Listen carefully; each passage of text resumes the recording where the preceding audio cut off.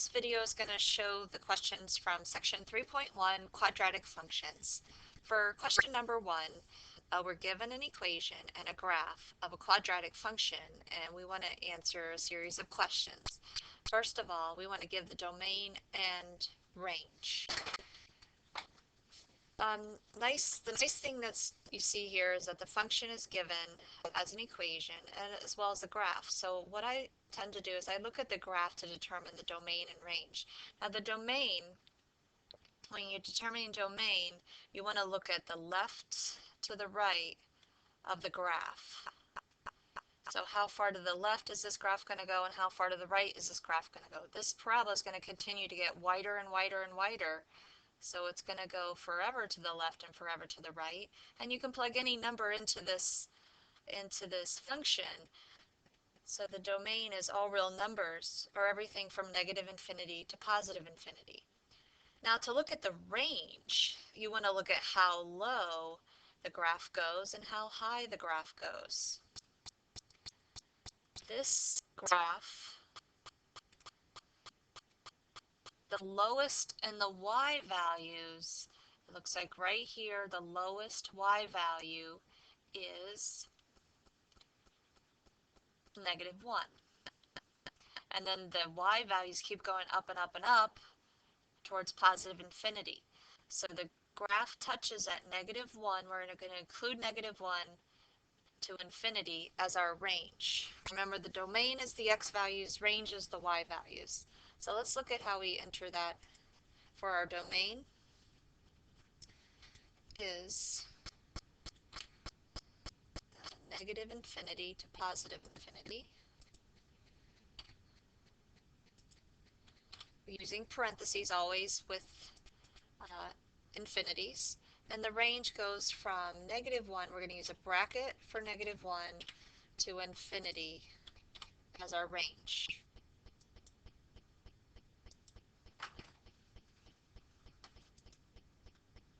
For part B, we're asked to give the coordinates of the vertex. Now what I like to do is I like to zoom in and look exactly where the bottom of that parabola is. Or what you can do is by looking at the equation, pick out the values for h and k. Remember that the vertex form of a parabola is f of x, which is equal to x minus h squared, where h is the first part of the vertex and k is the second part of the vertex. So it looks like, if we were to look at this point right here, looks like the coordinates there would be 4, comma, -1. It goes over 4, down 1. So it looks like the coordinates are 4, -1. But you can also pick out those. Here we have a -4 in the parentheses. So a +4 is the first part of the vertex. And this -1 outside, again, that translates to a shift to the right 4 units, down 1 unit. So that vertex has been shifted to the right 4, down 1.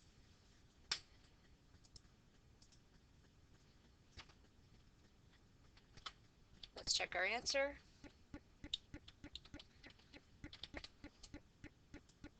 Excellent. For part C, we want to give the equation of the axis of symmetry. Now the axis of symmetry is the line that goes right through the vertex and cuts the parabola in half. So the left half looks like the right half. So imagine a line that looks like it's going to go right through that vertex. If you were to fold the graph on that vertical line, the left half of the graph would be a reflection of the right half of the graph.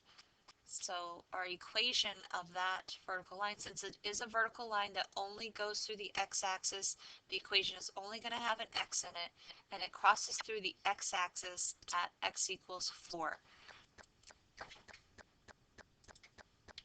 And let's check our answer. Good job.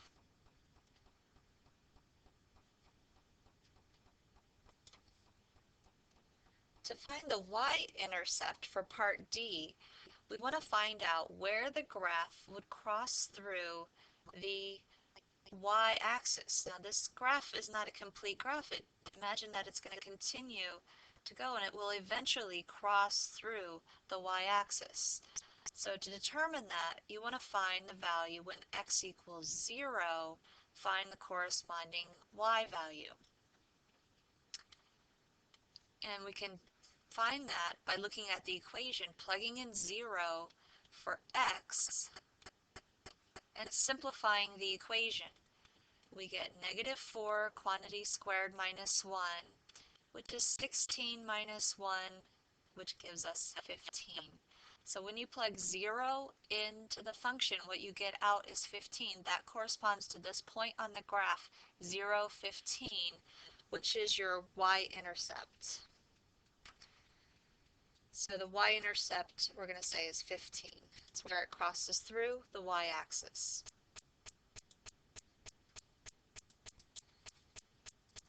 For part E, we want to find the x-intercept. The x-intercept is where the graph will cross through the x-axis. You can do this a couple ways. If you have a graph, you can look at those points where the graph crosses through the x-axis. And it looks like this is one of the points here at 3, 0, and it looks like here the graph goes through the x-axis at 5, 0. So we can say that our x-intercepts are 3 and 5. But it's not always that easy to determine the x-intercept. So the way you find the x-intercepts is you set the y equal to 0. In other words, set f of x equal to 0 and solve.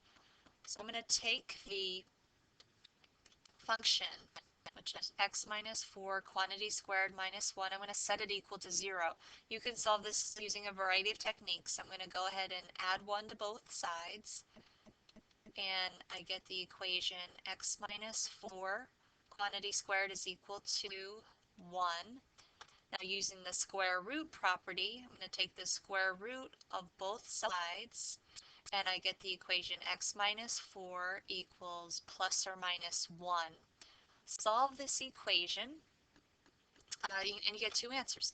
If you set x minus 4 equal to positive 1 and x minus 4 equal to negative 1, and solve by adding 5 to both sides, you get adding 4 to both sides, you get x equals 5. Adding 4 to both sides here, you get x equals 3.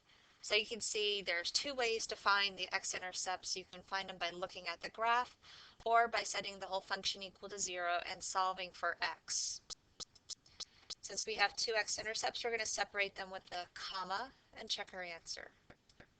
Excellent.